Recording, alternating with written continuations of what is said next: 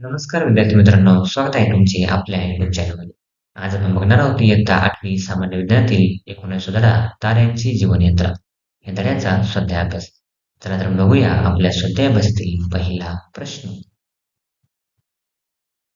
पहिला प्रश्न आहे काय शोधा म्हणजे सापडेल. त्यातील अ आहे आपल्या लेखिकेचे नाव काय आहे? तर उत्तर आहे मंदाकिनी हे आहे. आहे प्रचंड अंतरे मोजण्यासाठी प्रकाश वर्ष हे एकक वापरतात. ई आहे प्रकाशाचा वेग 3 लाख किलोमीटर एवढा आहे. किलोमीटर पर सेकंड. ई आहे आपल्या आकाशगंगेत सुमारे 10⁻11 तारे आहेत. ऊ आहे सूर्याची अंतिम अवस्था काय असेल तर श्वेत असेल. ऊ आहे ताऱ्यांचा जन्म आंतर आंतरतारकीय मेघांपासून होतो. ए आहे आकाशगंगा ही एक सर्पिलाकार दीर्घिका आहे. ए आहे तारे हे तप्त वायूंचे गोल असतात. ओ आहे ताऱ्यांचे वस्तुमान सूर्याच्या वस्तुमानाच्या सापेक्ष मोजले जाते. ओ आहे सूर्यापासून पृथ्वीपर्यंत प्रकाश येण्यास 8 मिनिटे एवढा वेळ लागतो, तर चंद्रापासून पृथ्वीपर्यंत प्रकाश येण्यास 1 सेकंद एवढा वेळ लागतो.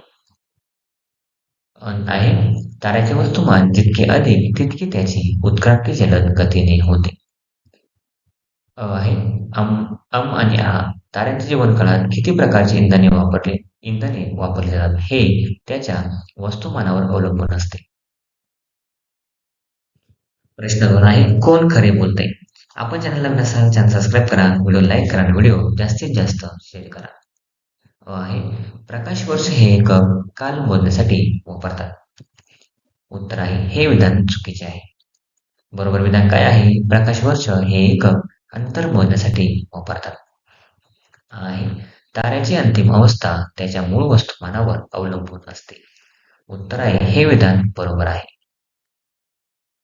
ई आहे ताऱ्यातील गुरुत्वीय बल त्यातील इलेक्ट्रॉनच्या दाबाशी समतोल झाल्यास तारा न्यूट्रॉन तारा होतो. उत्तर हे विधान चुकीचे आहे. बरोबर विधान काय आहे? ताऱ्यातील गुरुत्वीय बल त्यातील न्यूट्रॉनच्या बलाशी समतोल झाल्यास तारा न्यूट्रॉन तारा होतो.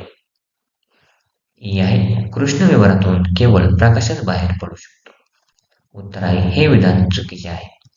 बरोबर विधान काय आहे? कृष्णविवरातून अगदी प्रकाशही बाहेर पडू शकत नाही. ऊ आहे सूर्याच्या उत्क्रांती दरम्यान सूर्य महाराक्षसी अवस्थेतून जाईल. उत्तर आहे हे विधान चुकीचे आहे. बरोबर विधान काय आहे? सूर्याच्या उत्क्रांती दरम्यान सूर्य तांबडा राक्षसी तारा या अवस्थेतून जाईल. ऊ आहे सूर्याची अंतिम अवस्था श्वेत ही असेल. उत्तर हे विधान बरोबर आहे.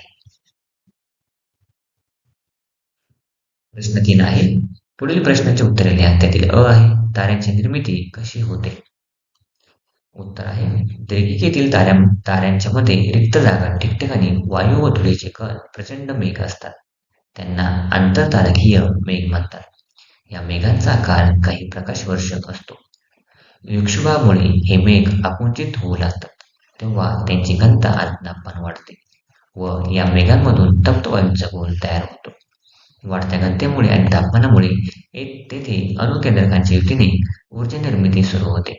या ऊर्जा निर्मितीमुळे तारा निर्माण होतो. एका विशाल आंतरतारकीय मेघांच्या आकुंचनातून एकाच वेळेस हजारो तारे निर्माण होऊ शकतात. ताऱ्यांची उत्क्रांती कशामुळे होते. उत्तर आहे सर्वसाधारणतः ताऱ्यांची स्थिती दीर्घ कालावधीपर्यंत स्थिर दिसत असली तरी ती कायम नसते. काळाप्रमाणे त्यांच्या गुणधर्मात अतिशय संथ गतीने बदल होत असतात. त्यास ताऱ्याची उत्क्रांती म्हणतात. ताऱ्यांच्या केंद्रातील इंधन जळणे व त्यांचे परिणाम कमी कमी होत जाणे हेच ताऱ्यांच्या उत्क्रांतीचे कारण आहे. ही प्रश्न आहे ताऱ्यांच्या 3 अंतिम अवस्था कोणत्या. उत्तर आहे प्रत्येक ताऱ्याची त्याच्या मूळ वस्तुमानानुसार पुढील 3 अवस्थांपैकी एक अंतिम अवस्था होते. एक आहे सूर्याच्या वस्तुमानाच्या 8 पटीहून कमी मूळ वस्तुमान असलेले तारे अंतिमतः श्वेत या अवस्थेत येतात. 2 आहे सूर्याच्या वस्तुमानाच्या 8 पट ते 25 पट वस्तुमान असलेले तारे अंतिमतः न्यूट्रॉन्स तारे बनतात. 3 आहे सूर्याच्या वस्तुमानाच्या 25 पटींहून अधिक वस्तुमान असलेल्या ताऱ्यांची अंतिमतः कृष्णविवर बनते. ही आहे कृष्णविवर हे नाव कशामुळे पडले? उत्तर आहे सूर्याच्या वस्तुमानाच्या 25 पटीहून अधिक वस्तुमान असलेल्या ताऱ्यांची अंतिम अवस्था होत असताना ताऱ्याजवळील सर्व वस्तू ताऱ्याकडे आकर्षित होतात व अशा ताऱ्यातून काहीच बाहेर पडू शकत नाही. अगदी प्रकाश देखील बाहेर पडू शकत नाही. तसेच ताऱ्यावर पडलेला प्रकाशही परावर्तित न होता त्याच्या आत शोषला जातो. यामुळे आपण या ताऱ्यास पाहू शकत नाही व त्याच्या स्थानावर आपल्याला फक्त एक अधिक सूक्ष्म काळे छिद्र दिसते. म्हणून या ताऱ्याच्या या अंतिम स्थितीस कृष्णविवर हे नाव पडले. व आहे न्यूट्रॉन तारा ही कोणत्या प्रकारच्या ताऱ्यांची अंतिम स्थिती असते? उत्तर आहे न्यूट्रॉन तारा ही सूर्याच्या वस्तुमानाच्या 8 ते 25 पट वस्तुमान असलेल्या ताऱ्याची अंतिम स्थिती असते. 14 नंबरचा प्रश्न आहे तुम्ही जर सूर्य असाल तर तुमचे गुणधर्म स्वतःच्या शब्दात लिहा. आपण चॅनल नवीन असाल चॅनल सबस्क्राईब करा, व्हिडिओ लाईक करा, व्हिडिओ जास्तीत जास्त शेअर करा. उत्तर आहे मंदकिनी दीर्घिके जे अब्जावधी तारे आहेत त्यापैकी मी सूर्य एक छोटासा तारा आहे. माझे स्वतःचे कुटुंब सूर्यमाला असून त्यात ग्रह, ग्रहांचे उपग्रह, लघुग्रह, धूमकेतू व उल्का हे घटक आहेत. बाकीचे उत्तर आपण इथे बघून लिहू शकता.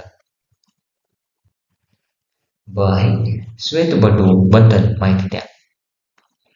उत्तर आहे सूर्याच्या वस्तुमानाच्या 8 पटीहून कमी मूळ वस्तुमान असलेल्या ताऱ्यांची अंतिम अवस्था ही श्वेतबटू अवस्था असते.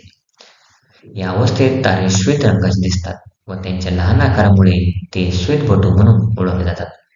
श्वेतबटूचा आकार पृथ्वी इतका लहान असल्याने त्यांची घनता खूप जास्त असते. त्यातील 1 चमचा पदार्थांचे वजन सुमारे काही टन असेल. ताऱ्यांच्या मूळ वस्तुमानाप्रमाणे ताऱ्यांच्या उत्क्रांतीचे व अंतिम स्थितीचे 3 गट पडतात. यापैकी एका गटातील ताऱ्यांची अंतिम स्थिती ही श्वेतबटू असते. उत्क्रांतीच्या शेवटी या ताऱ्याचा विस्फोट होतो. बाहेरील वायूंचे आवरण दूर फेकले जाते व केंद्रातील भाग आकुंचित होतो. मात्र घनता खूप वाढते. परिणामी हे तारे आकाराने पृथ्वी एवढे लहान होतात. ताऱ्यातील इलेक्ट्रॉनचे बल ताऱ्यांच्या पृथ्वीय बलास अनंत कालापर्यंत संतुलित करते. या अवस्थेत हे तारे श्वेत दिसतात म्हणून त्यांना श्वेतबटू म्हणतात. Thanks for watching video. इयत्ता 8वीच्या मराठी, सेमी आणि इंग्रजी या माध्यमांच्या सर्व विषयांच्या स्वाध्यायाच्या नवनवीन व्हिडिओसाठी चॅनलला सबस्क्राईब नक्की करा, लाईक करा, कमेंट करा आणि वर्गमित्रांना शेअर करा.